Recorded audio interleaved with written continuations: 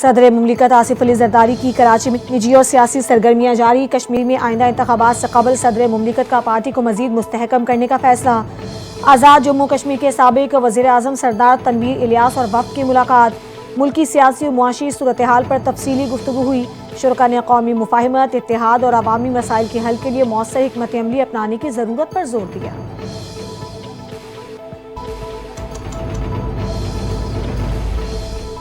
زراعت کی ترقی کے لیے آئندہ بجٹ میں کھاد اور زرعی ادویات پر ٹیکس نہیں لگایا جا رہا۔ زرعی شعبے میں ترقی سے کسانوں اور دیہی علاقوں کے رہائشیوں کو فائدہ ہوگا۔ وزیر اعظم شہباز شریف کا زرعی شعبے کی ترقی سے متعلق اجلاس سے خطاب۔ کہا، زراعت ملک کی معیشت کی ریڑھ کی ہڈی کی حیثیت رکھتا ہے۔ زرعی شعبے میں پائیدار اصلاحات سے ملک کی معیشت کو مزید فروغ ملے گا۔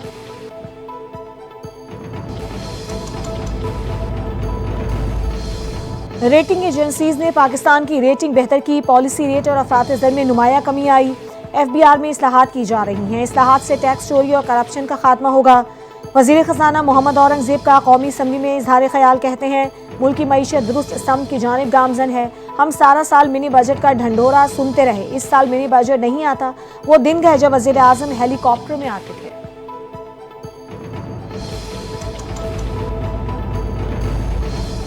وزارت خارجہ میں اہم سطح پر تبدیلیوں کا امکان۔ پاکستانی سفیروں کی تقرریوں اور تبادلوں کا فیصلہ۔ مختلف ممالک میں نئی تعیناتیاں تجویز۔ ذرائع کے مطابق عائشہ فاروقی کو روس میں پاکستان کی نئی سفیر تعینات کرنے کا فیصلہ۔ مریم مدیحہ آفتاب کو آئرلینڈ میں سفیر تعینات کرنے کی تجویز۔ عرفان شوکت کو آسٹریلیا میں ہائی کمشنر مقرر کرنے اور التمش وزیر خان کو کرغزستان میں سفیر لگانے کی تجویز۔ مصطفیٰ ربانی کو قونصل جنرل جدہ اور شہباز حسین کھوکھر کو قونصل جنرل مونٹریال مقرر کیے جانے کا امکان۔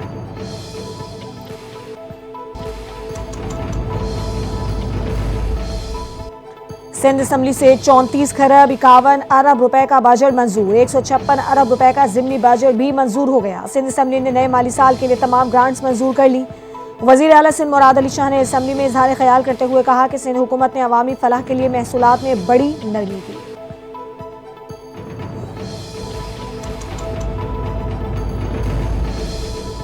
پنجاب ڈیولپمنٹ پروگرام کے تحت 179 شہروں کی تعمیر و ترقی کی منظوری۔ وزیر اعلیٰ پنجاب مریم نواز کی زیر صدارت پنجاب ڈیولپمنٹ پروگرام سے متعلق خصوصی اجلاس۔ پروگرام کی تکمیل کے لیے پروجیکٹ مینجمنٹ یونٹ بنانے پر اتفاق۔ ورلڈ بینک کے پروجیکٹ PICP کے تحت 15 شہروں کی تعمیر و ترقی ہوگی۔ وزیر اعلیٰ پنجاب نے کہا، پنجاب ڈیولپمنٹ پروگرام کی تکمیل کے بعد ہر شہر کو جمالیاتی طور پر بہترین نظر آنا چاہیے۔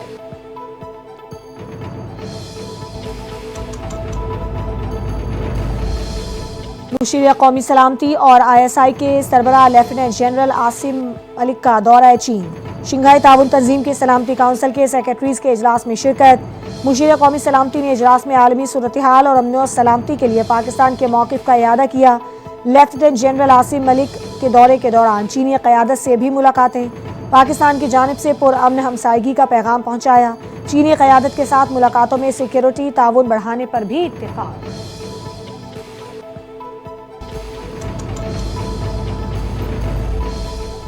فتنہ الخوارج کے خلاف کارروائی میں شہید میجر معیز عباس شاہ کی نماز جنازہ ادا کر دی گئی۔ فیلڈ مارشل عاصم منیر، وزیر داخلہ، اعلیٰ عسکری اور سول افسران اور جوانوں کی شرکت۔ ISPR کے مطابق فیلڈ مارشل عاصم منیر نے شہید کی قربانی کو خراج تحسین پیش کیا۔ کہا، میجر سید معیز عباس نے دشمن کی شدید مزاحمت کے باوجود بہادری سے لڑتے ہوئے جامِ شہادت نوش کیا۔ قربانی اور حب الوطنی کی اعلیٰ ترین روایات کو زندہ رکھا۔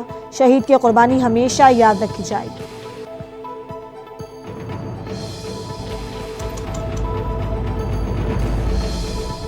ایشیائی ترقیاتی بینک نے پاکستان کے لیے $350 ملین کے قرض کی منظوری دے دی۔ بینک کے مطابق قرض کا مقصد خواتین کی مالیاتی اداروں تک رسائی کو بہتر بنانا اور ان کی معاشی بااختیاری کو فروغ دینا ہے۔ رقم women inclusive finance sector development programme کے دوسرے مرحلے کے تحت استعمال کی جائے گی۔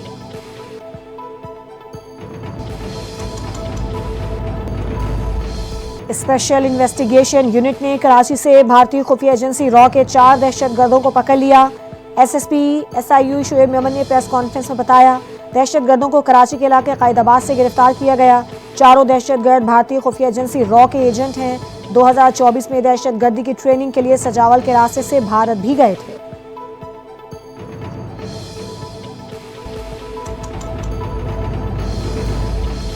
اور ملک بھر میں مونسون کا آغاز ہو گیا۔ اسلام آباد اور راولپنڈی میں موسلادھار بارش، نشیبی علاقوں اور سڑکوں پر پانی جمع، نالہ لئی میں پانی کی سطح بلند ہونے لگی۔ لاہور میں بادلوں کے ڈیرے، محکمہ موسمیات نے سیزن میں معمول سے 25% زائد بارشوں کا امکان ظاہر کر دیا۔ شدید بارشیں ہونے کے باعث اربن فلڈنگ کے خدشات۔ آزاد جموں کشمیر کے مختلف علاقوں میں وقفے سے گرج چمک کے ساتھ بارش۔ کراچی، حیدرآباد، سکھر، لاڑکانہ سمیت سندھ کے مختلف شہروں میں بارش کا امکان۔